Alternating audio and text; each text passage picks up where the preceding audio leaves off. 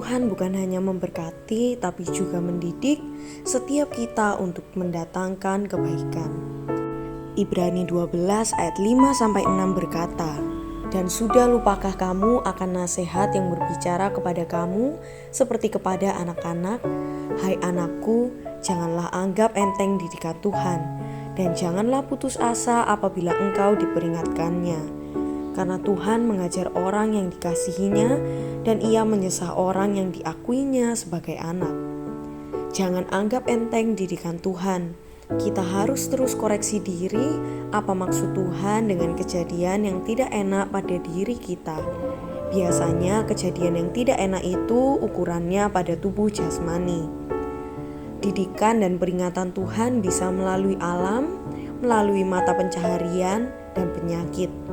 2 Tawarik 7 ayat 13 berkata, "Bila mana aku menutup langit sehingga tidak ada hujan, dan bila mana aku menyuruh belalang memakan habis hasil bumi, dan bila mana aku melepaskan penyakit sampar di antara umatku."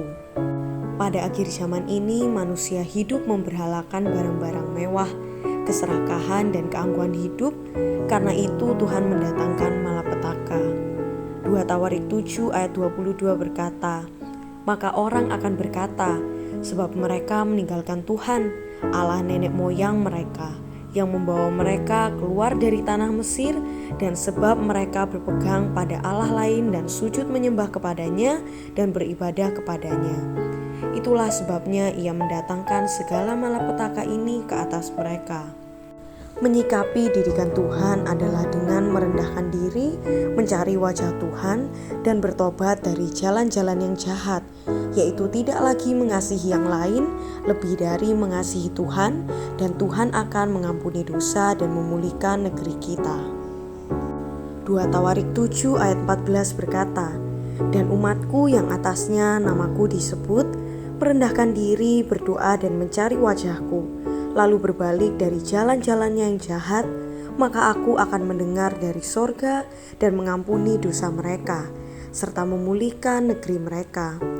Mengingini dan memuja yang di luar Tuhan adalah kejahatan bagi Tuhan, karena yang layak dipuja, dimuliakan dan dikasihi hanya Tuhan saja.